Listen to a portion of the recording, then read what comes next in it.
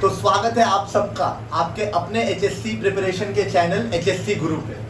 तो फ्रेंड्स, आज हम कॉमर्स सेक्शन से ओसीएम सब्जेक्ट से एंटरप्रेन्योरशिप डेवलपमेंट के बारे में पढ़ने वाले हैं, जो कि आपका थर्ड चैप्टर है।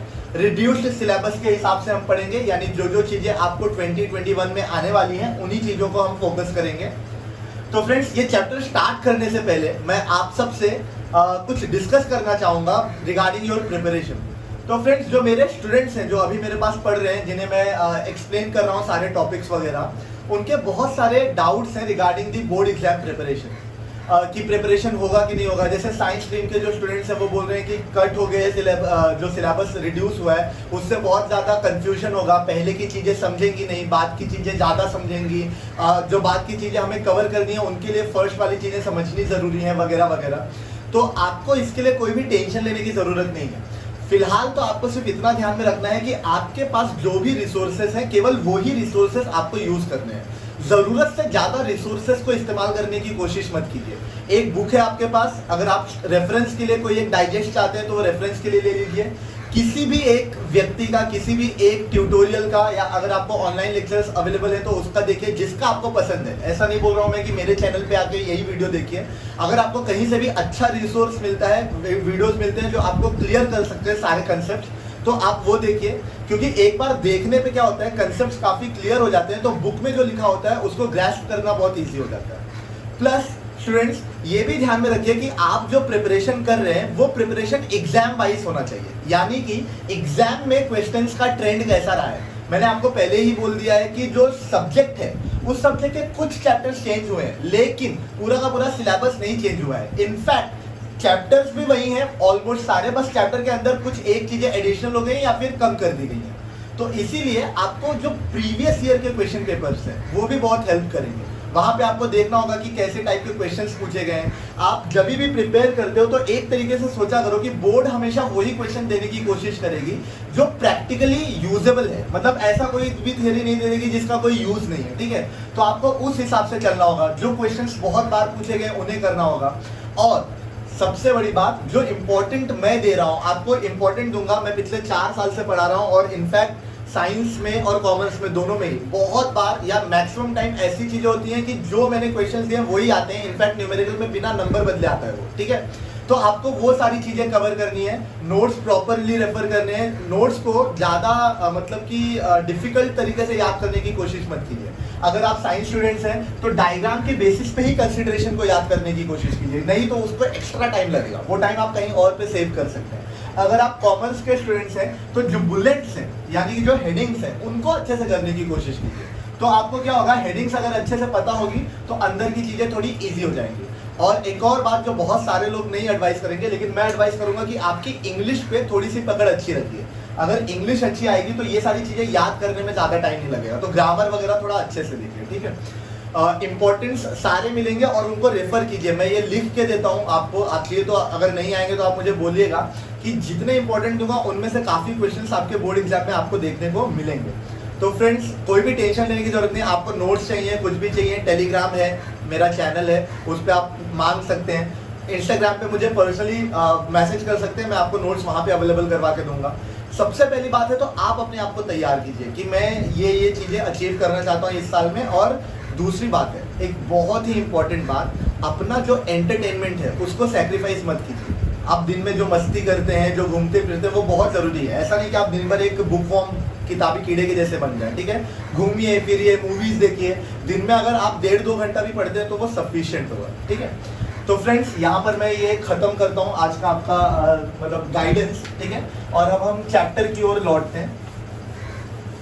तो चैप्टर क्या है आपका, देखिए जरा, एंटरप्रेन्योर और एंटरप्रेन्योरशिप, ये क्या होता है, ठीक है। एंटरप्रेन्योरशिप डेवलपमेंट, देखिए सबसे पहले तो ये समझने की कोशिश करते हैं कि ये जो वर्ड है इसका मीनिंग क्या है, ठीक है।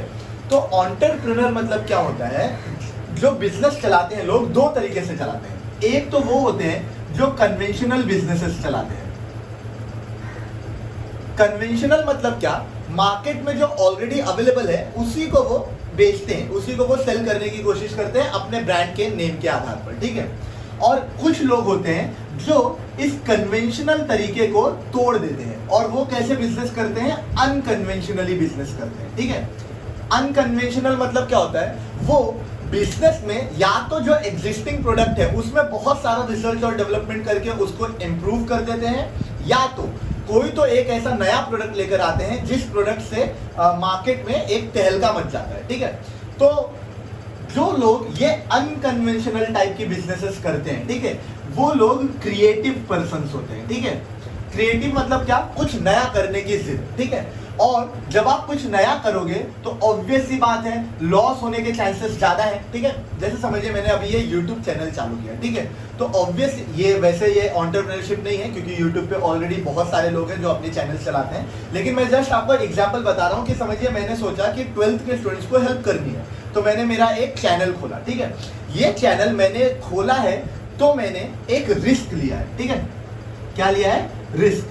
या तो ये चैनल चल सकता है या तो ये चैनल नहीं चल सकता। वैसे मुझे इतना ज़्यादा मतलब कोई टेंशन नहीं है क्योंकि मैं सिर्फ यहाँ पर एजुकेशन को डिलीवर करना चाहता हूँ, बस, बाकी कुछ नहीं। डिजिटल प्लेटफॉर्म पर एजुकेशन ईजी हो वो कोशिश कर रहा हूँ। पर फिर भी अगर सोचिए कि मैंने ये चालू किया और समझिए और मेरा कोई भी इनकम का सोर्स नहीं है, तो मेरे लिए वो रिस्क है, और वो रिस्क इसलिए है क्योंकि मुझे लॉस भी आ सकता है। पर फाइनली जितनी भी चीजें मैं कर रहा हूं, वैसे मैं तो नहीं कर रहा हूं, लेकिन जितने भी एजुकेशन मतलब चैनल्स, समझिए कोई भी, मैं ऐसा नहीं बोलूंगा कि कोई मनी के लिए ही कर रहा है, लेकिन मैक्सिमम जो सबका प्रॉफिट अर्निंग ही मोटिव रहता है, ठीक है, तो वो मनी के लिए कर रहे हैं। किसके लिए कर रहे हैं, मनी के लिए, या मैं मनी के लिए कर रहा हूँ, मैं अपने ऊपर ले लेता हूँ। तो मैं समझिए ये चैनल खोल रहा हूँ तो मैं एक रिस्क ले रहा हूँ क्योंकि मुझे लॉस भी हो सकता है, लेकिन वो रिस्क मैं क्यों ले रहा हूँ, क्योंकि मुझे मनी चाहिए, ठीक है। तो ये सारे जो चार चीजें हैं, creativity, taking risk, forgetting loss and to earn money, इसी को हम बोलते हैं एंटरप्रेन्योर। क्या बोलते हैं, entrepreneur. Entrepreneur is nothing but a person who is willing to take risk, ठीक है, who is willing to take risk to start a business, to start a business. Business चालू करने के लिए वो क्या कर रहा है, रिस्क लेने की कोशिश कर रहा है, but to earn money, to earn money, ठीक है, इन a creative way, in a creative way, ठीक है। तो देखिए कीवर्ड्स याद रखिए, देखिए कि क्रिएटिव, रिस्क, मनी, ठीक है, और तो रिस्क ले रहा है वो लॉस के लिए, ठीक है। तो ये सारे आपके कीवर्ड्स हो गए। तो आपको एंटरप्रेन्योर का जो डेफिनेशन है वो एकदम अच्छे से याद हो जाएगा। एंटरप्रेन्योर का क्या डेफिनेशन होता है, a person who is taking risk to start a business to earn money in a creative way, ठीक है। इसका एग्जांपल कैसे हो सकता है, जैसे समझिए एप्पल, ठीक है, एप्पल जो कंपनी थी वो किसने चालू की थी, स्टीव जॉब्स ने, ठीक है। तो स्टीव जॉब्स ने उस वक्त एक बहुत बड़ा रिस्क लिया था क्योंकि मार्केट में वैसी चीजें बहुत ज्यादा अवेलेबल नहीं थी उस टाइम पे, ठीक है। तो वो ऑब्वियस सी बात है, he is one of the most successful entrepreneurs, मतलब अभी तक जितने भी वर्ल्ड में हुए हैं उनमें, ठीक है, अभी तक जितने भी वर्ल्ड में हुए हैं उनमें Steve jobs is one of the most successful entrepreneur, ठीक है। तो स्टीव जॉब्स ने एप्पल की कंपनी खोली क्योंकि अब ऑब्वियस ही बात है उन्होंने मनी तो अर्न किया है, ये एक क्रिएटिव आइडिया था, ठीक है, और इसके उन्होंने रिस्क लिया था, that's why he can be called as an entrepreneur. समझे क्या इतना, समझे क्या, कोई टेंशन मत लीजिए, नहीं समझ में आ रहा है तो आप सिर्फ बोलिए कि ये समझ में नहीं आ रहा है, उस हिसाब से मैं उसको चेंज करता हूँ, ठीक है। तो आपको एंटरप्रेन्योर हो गया। और ये जो एक्ट होता है और ये जो प्रोसेस होता है, ठीक है, पूरा ये जो प्रोसेस होता है, इस प्रोसेस को हम बोलते हैं एंटरप्रेन्योरशिप। क्या बोलते हैं, एंटरप्रेन्योरशिप, ठीक है। ये जो प्रोसेस होता है ये होता है एंटरप्रेन्योरशिप, ठीक है। आप टेंशन मत लीजिए, बहुत सारे एग्जांपल्स भी आएंगे बीच में, ठीक है। तो हर एक कंट्री, फिलहाल जो भी कंट्री है वो ग्लोबल प्लेटफॉर्म पे अपने आप को एक इंडिपेंडेंट एंटिटी जो कि बहुत ही पावरफुल है वो दिखाना चाहती है, जैसे इंडिया हो, चाइना हो, यूएसए हो, रशिया हो, ठीक है। तो वो ऐसा करने के लिए कोशिश कर रहे हैं अपने कंट्री में ज्यादा से ज्यादा एंटरप्रेन्योर्स लाने के लिए, क्योंकि एंटरप्रेन्योर्स कुछ ऐसे बिजनेस स्टार्ट करते हैं जो पूरे वर्ल्ड के लिए एक पहेली जैसी होती है और पूरा वर्ल्ड जिस पे प्राउड फील करता है। तो इसलिए हर एक कंट्री कोशिश कर रही है एंटरप्रेन्योरशिप डेवलपमेंट करने की, जो हमें पढ़ना है एंटरप्रेन्योरशिप डेवलपमेंट, ठीक है। इंडिया में भी बहुत सारी चीजें स्टार्ट की गई हैं जो हम आगे पढ़ेंगे, ठीक है, मे बी नेक्स्ट लेक्चर में हम पढ़ेंगे, ठीक है।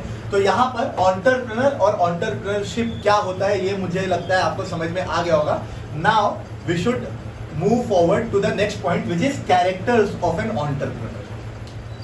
तो फ्रेंड्स अब हम नेक्स्ट पार्ट पर आ जाते हैं। नेक्स्ट पार्ट क्या है आपका, कैरेक्टरिस्टिक्स ऑफ एन एंटरप्रेन्योर। ठीक है, तो एक एंटरप्रेन्योर अगर है, कोई इंसान है जो बिजनेस स्टार्ट करना चाहता है, रिस्क भी लेना चाहता है पैसे कमाने के लिए, और उसके पास क्रिएटिव आइडियाज हैं, तो उसके अंदर क्या क्या कैरेक्टर्स होने चाहिए कि वो स्टेबल होकर उस पूरे मार्केट को सरवाइव कर पाए, उस पूरे चैलेंज को सरवाइव कर पाए और मार्केट में अपना एक नाम बना पाए। ठीक है, तो सबसे पहला जो कैरेक्टरिस्टिक एक एंटरप्रेन्योर में होना चाहिए वो है इंटेलेक्चुअल कैपेबिलिटीज। ठीक है, इंटेलेक्चुअल का क्या मतलब होता है, इंटेलेक्चुअल का मतलब होता है दिमाग से मतलब मैं बोलूंगा दिमाग से तेज होना। ठीक है, यानी बुद्धिमान होना। ठीक है, इंटेलेक्चुअल यानी बुद्धि।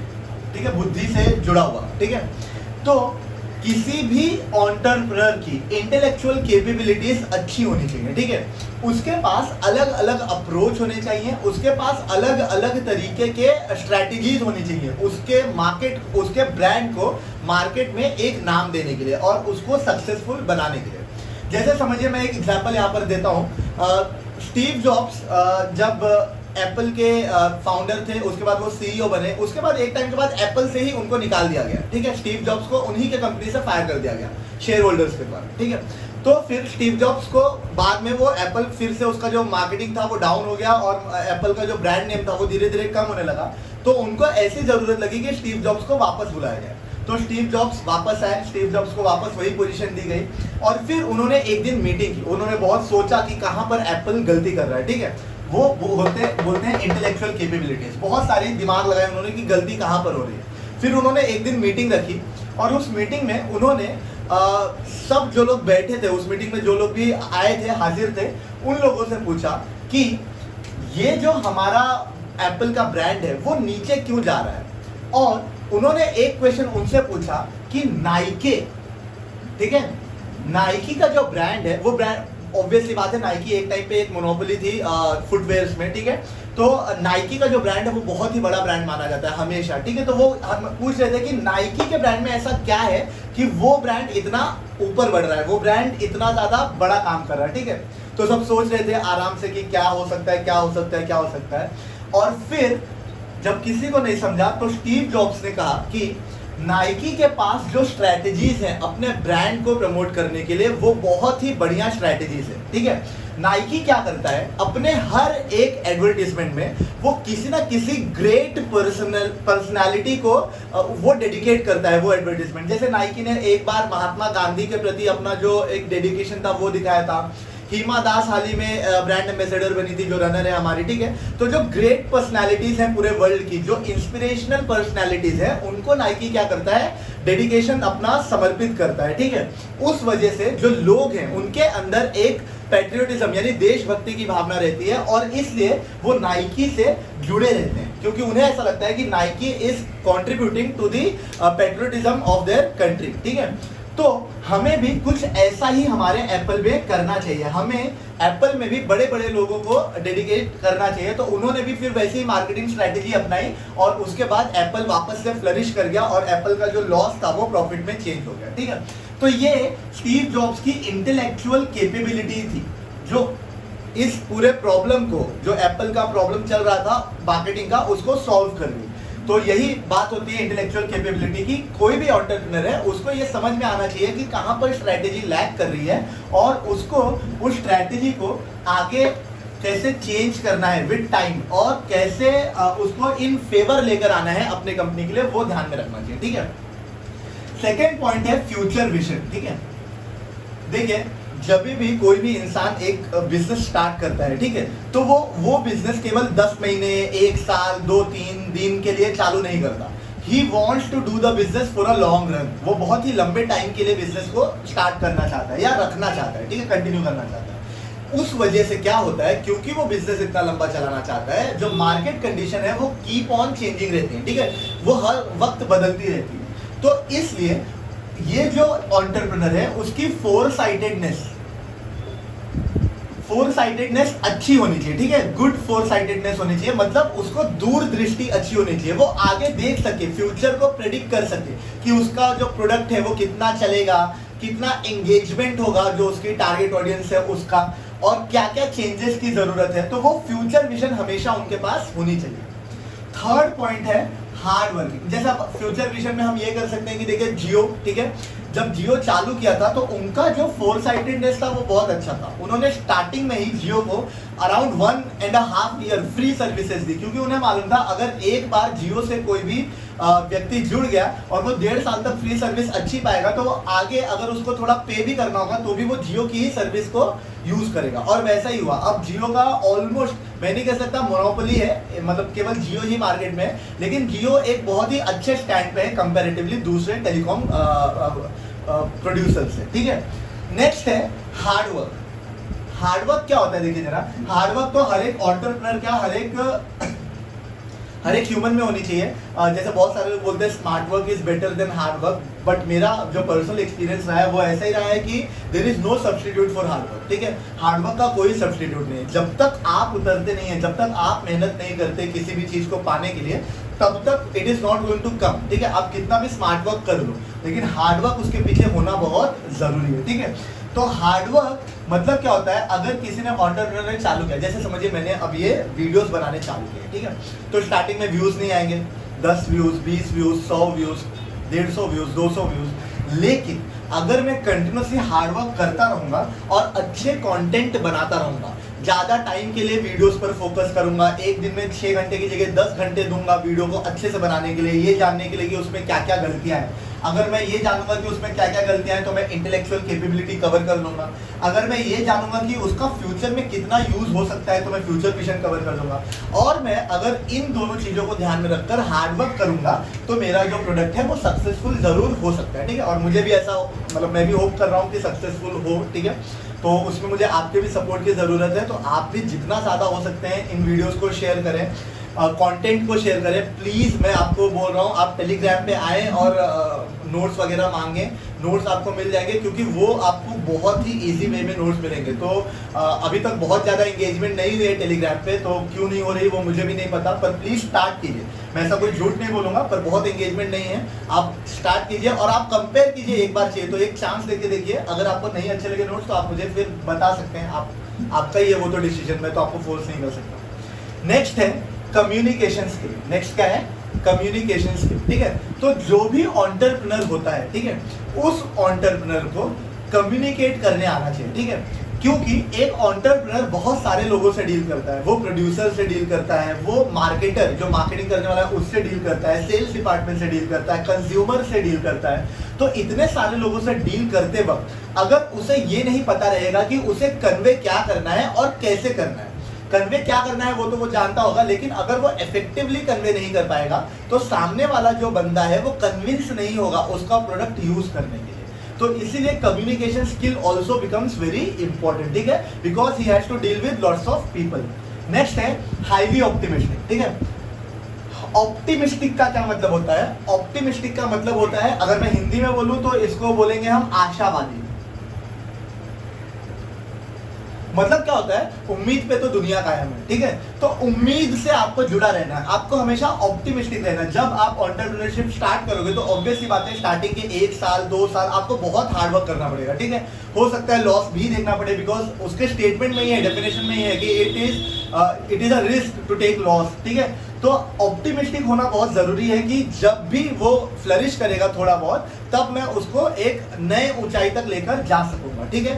कभी भी गिव अप नहीं करना है, ठीक है, नेवर गिव अप, ठीक है, never give up, try but don't cry, ठीक है। तो आपको हमेशा ऑप्टिमिस्टिक रहना है, आशा रखनी है, निराश नहीं होना है, आपको भी निराश नहीं रहना है, ठीक है। आप as a student if you don't be optimistic, आप हमेशा ये नहीं बोल सकते कि ये प्रॉब्लम्स है, ठीक है।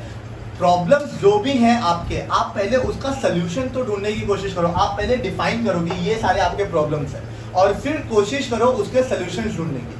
बहुत बार क्या होता है, हम प्रॉब्लम्स में इतने उलझ जाते हैं कि सोल्यूशन समझ में ही नहीं आता, सामने पड़ा रहता है सोल्यूशन, ठीक है। तो आपको ऑप्टिमिस्टिक रहना, हमेशा ये नहीं सोचना है कि यार मैं स्कोर कर पाऊंगा नहीं कर पाऊंगा। सबसे पहले आप अपने आप को ये कन्विंस करो कि आप स्कोर कर लोगे, तब आप आसानी से स्कोर कर सकते हो, ठीक है। नेक्स्ट है रिस्क टेकर। नेक्स्ट क्या है, रिस्क टेकर। ये तो मैं आपको काफी एक्सप्लेन कर चुका हूँ। जो एंटरप्रेन्योर होता है वो हमेशा रिस्क लेने के लिए तैयार रहता है। वो हमेशा क्या होता है, रिस्क लेने के लिए तैयार होता है। वो जानता है कि उसको लॉस आ सकता है, लेकिन फिर भी वो कोशिश करता है कि वो अपने एंटरप्रेन्योरशिप बिजनेस को चालू रखे, ताकि किसी ना किसी दिन तो उसको सक्सेस देखने को मिलेगा। He is always ready to take risk, but यहाँ पर एक कैच है, रिस्क का ये मतलब नहीं होता कि आप बस आप 10 लाख 20 लाख 50 लाख डालते चले जाओ और आपकी अर्निंग 1000 रुपए है, ठीक है। रिस्क भी कैसी होनी चाहिए, कैलकुलेटेड होनी चाहिए, ठीक है। Since he is an intellectual person, he will calculate how much risk is involve in starting that creative business, ठीक है। उसको ये मालूम रहेगा कि वो कितना रिस्क है उसमें, वो उसको कैलकुलेट करेगा और उसी हिसाब से वो रिस्क लेगा, ठीक है। लास्ट पॉइंट है सेल्फ कॉन्फिडेंस। सेल्फ कॉन्फिडेंस यानी अपने में विश्वास रखना, ठीक है। हम होंगे कामयाब एक दिन, खुद में विश्वास रखना, ठीक है। चाहे लोग आप पे विश्वास कर रहे हो या ना कर रहे हो, लेकिन अपने आप पे खुद विश्वास रखना। मैंने ऐसे भी लोगों को देखा है जो लोग बहुत ज़्यादा फेलियर रहे अपने एजुकेशनल बैकग्राउंड्स में, लेकिन आगे चलकर क्योंकि उनमें सेल्फ कॉन्फिडेंस थी वो इम्प्रूव कर पाए और वो इंडिया के बड़े बड़े पोजिशन पर भी पहुँच पाए, ठीक है। तो सेल्फ कॉन्फिडेंस होना बहुत ज़रूरी है। आप भी ये कॉन्फिडेंस रखिए खुद के ऊपर। जैसे आपको एक क्वेश्चन नहीं याद होता तो इट इज ओके, आपने समझिए फर्स्ट डे स्टार्ट किया तो आपको एक ही क्वेश्चन याद होगा, आपको फिर आधा क्वेश्चन याद होगा, 2 लाइन्स याद होंगी, फिर एक आंसर, फिर ऐसे करके 5 आंसर्स। धीरे धीरे आपकी स्पीड बढ़ेगी। पहले ही टाइम आप अगर जिम चले जाओगे तो आप एक दिन में 50-100 डिप्स नहीं मार सकते। पहले टाइम 2 जाते हैं, फिर 4 जाते हैं, फिर 50 और फिर 100, ठीक है। तो फर्स्ट टाइम समझिए आपने आज 2 लाइन याद की है, तो आप ये डिसाइड कीजिए कि मेरे को 2 लाइन याद हो गया, कल मैं 4 करके दिखाऊंगा, फिर मैं एक पॉइंट याद करके दिखाऊंगा, फिर मैं एक आंसर याद करके दिखाऊंगा और फाइनली मैं चैप्टर याद करूंगा। तो ऐसे जब कॉन्फिडेंस रहेगा और एक फ्लो रहेगा तो आप इजीली सब कुछ कवर कर सकते हैं, ठीक है। तो ये पॉइंट्स थे friends characteristics of an entrepreneur के। तो ये पार्ट अब यहाँ पर खत्म होता है और अब हम आगे बढ़ेंगे नेक्स्ट टॉपिक के पास। तो फ्रेंड्स अब हम आज का जो सेशन है उसके लास्ट पॉइंट पर आ गए हैं, फंक्शंस ऑफ एन एंटरप्रेन्योर, ठीक है।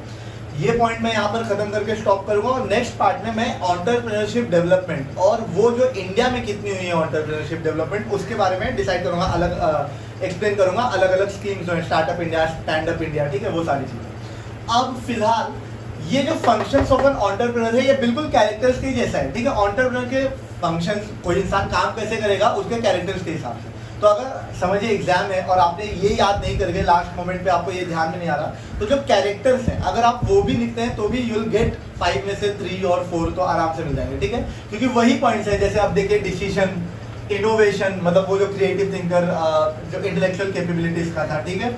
उसके बाद रिलेशन अच्छा होना चाहिए, यानी वो आप कम्युनिकेशन स्किल में बोल सकते हैं, ठीक है। मार्केट को डेवलप करने आना चाहिए। तो वही सारे पॉइंट्स हैं, केवल आपको एक बार मैं फटाफट समझा देता हूँ कि क्या है, ठीक है, पर पॉइंट्स वैसे ही हैं। अभी फिलहाल पहला पॉइंट जो फंक्शन एंटरप्रेन्योर क्या क्या कर सकता है, सबसे पहले तो वो इनोवेशन ला सकता है। क्या ला सकता है? इनोवेशन। वो कोई नई टेक्निक ला सकता है, न्यू आइडिया ला सकता है। इनोवेशन का क्या मतलब होता है? Something which is very new. Innovation का क्या मतलब होता है? Something which is very new, जो बहुत ही नई है, उसे हम क्या बोलते हैं? इनोवेशन। क्या बोलते हैं? इनोवेशन। तो वो अपने दिमाग से, अपनी इंटेलेक्चुअल कैपेबिलिटी से वो क्या कर सकता है? बहुत सारे नए आइडियाज ला सकता है, जिससे वो जो प्रोडक्ट है वो सक्सेसफुली मार्केट में रन कर सके, ठीक है। ये हो गया इनोवेशन का। सेकेंड पॉइंट है डिटर्मिनेशन ऑफ ऑब्जेक्टिव। मुझे एंटरप्रेन्योर बनना है, लेकिन मुझे क्या करना है वो ही नहीं पता, तो एंटरप्रेन्योर बनने का कोई फायदा नहीं, ठीक है। जब आप एंटरप्रेन्योर बनते हैं तो सबसे पहले तो आप डिसाइड कीजिए कि आपका ऑब्जेक्टिव क्या है। ऑब्जेक्टिव मतलब आप क्या अचीव करना चाहते हैं, आप क्या पाना चाहते हैं, ठीक है। वो जब आप डिसाइड कर लेते हैं तब आप प्लान कीजिए कि इसको पाने के लिए स्टेप्स कौन से हैं, और बाद में उस प्लान को एग्जीक्यूट कीजिए। लेकिन जो फर्स्ट स्टेप होगा वो क्या होगा आपका?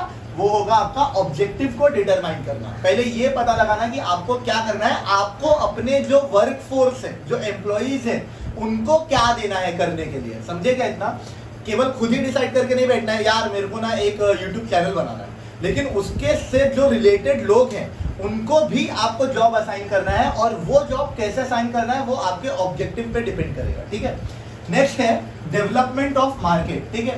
मार्केट को डेवलप करना, यानी एंटरप्रेन्योर क्या करता है? अपने कम्युनिकेशन स्किल से, अपने गुड रिलेशंस के वजह से वो जाता है मार्केट में, और मार्केट में अपने ब्रांड को स्थापित करता है, अपने ब्रांड को बनाता है, मार्केट में क्रिएट करता है, और वो एक कस्टमर बेस तैयार करता है अपने प्रोडक्ट के लिए, जिसे हम बोलते हैं डेवलपमेंट ऑफ मार्केट, ठीक है। कि ये जो एज ग्रुप है, ये जो प्रोफेशनल्स हैं, ये मेरे जो प्रोडक्ट है उसको बाय करने के लिए रेडी है, ठीक है। या ये पोटेंशियल कस्टमर्स हो सकते हैं, तो डेवलपमेंट ऑफ मार्केट करता है। गुड रिलेशंस, ऑब्वियसली बात है, गुड रिलेशन अपने एम्प्लॉइज के साथ भी होना चाहिए और कंज्यूमर के साथ भी होना चाहिए, ठीक है।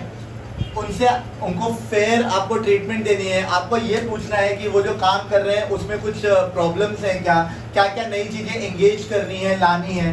कस्टमर से आप सर्विस ले सकते हैं कि ये जो प्रोडक्ट है वो कैसा चल रहा है। तो क्या होता है, एक ट्रस्ट तैयार होता है और वो ट्रस्ट आपका रिलेशन अच्छा बनाता है और ब्रांड को वो बहुत ही बड़ा नाम देता है, ठीक है। नेक्स्ट है ऑर्गेनाइजिंग फंड्स, ठीक है। ये एक बहुत बड़ी दिक्कत हो जाती है जब आप कोई भी एंटरप्रेन्योरशिप डेवलपमेंट स्टार्ट करते हैं, तो क्या हो जाता है, फंड्स आपको शॉर्ट होते हैं, फंड्स की शॉर्टेज हो जाती है, क्योंकि ऑब्वियसली बात है आप बिजनेस स्टार्ट करें यानी आपके हाथ में तो बहुत ज़्यादा कैपिटल नहीं होगा, बहुत ज़्यादा पैसे नहीं होंगे, तो पैसे हमें क्या करने पड़ेंगे, फिर ऑर्गेनाइज करने पड़ेंगे। और ऑर्गेनाइज कैसे करेंगे हम, एसपी का जो फर्स्ट चैप्टर है कॉर्पोरेट फाइनेंस, उसमें मैंने बताया हम अलग अलग जगहों से स्पॉन्सरशिप ले सकते हैं, लोन्स ले सकते हैं, ठीक है। इक्विटी और डेब्ट के जो ये थे लोन्स थे, बोरोइंग्स थी, वो कर सकते हैं। तो हम फंड्स को ऑर्गेनाइज करेंगे ऐसे, ठीक है। और लास्ट पॉइंट है डिसीजंस लेना, ठीक है। आपका जो आइडिया है उसके फेवर में क्या क्या चीजें होनी चाहिए वो डिसीजन लेना, और क्या क्या चीजें नहीं करनी है वो डिसीजन लेना भी काम किसका होता है, एंटरप्रेन्योर का। उसको कैलकुलेटेड रिस्क लेना है जिससे अगर लॉस आता भी है तो वो उसको झेल पाए, ठीक है, वो स्टेबल रह पाए और वो आगे बढ़ पाए, ठीक है। तो इसलिए डिसीजन लेना भी एंटरप्रेन्योर का एक फंक्शन है, ठीक है। तो फ्रेंड्स यहाँ पर हमने आज एंटरप्रेन्योर क्या होता है, एंटरप्रेन्योरशिप क्या होती है, कैरेक्टर्स क्या होते हैं एंटरप्रेन्योर के, और फंक्शंस क्या होते हैं, ये हमने डिसाइड कर लिया, हमने पढ़ लिया अच्छे से, नोट्स आपको मिल जाएंगे। अब नेक्स्ट लेक्चर में हम पढ़ेंगे इंडिया में क्या क्या डेवलपमेंट हुई है एंटरप्रेन्योरशिप को लेकर, ठीक है।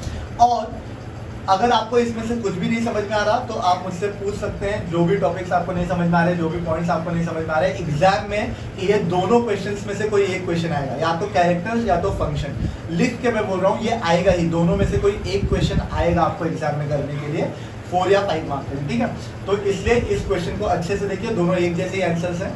और फिर मुझे कमेंट्स कीजिए, इस वीडियो को लाइक कीजिए और इस चैनल को सब्सक्राइब कीजिए, ठीक है। शेयर कीजिए, जितना ज़्यादा शेयर कर सकते हैं आप उतना ज़्यादा भर भर के शेयर कीजिए, जितना ज़्यादा बेस होगा उतना ज़्यादा पढ़ाने में मज़ा आएगा, क्योंकि मेरी एंगेजमेंट उतनी ज़्यादा होगी उतने सारे लोगों के साथ, ठीक है।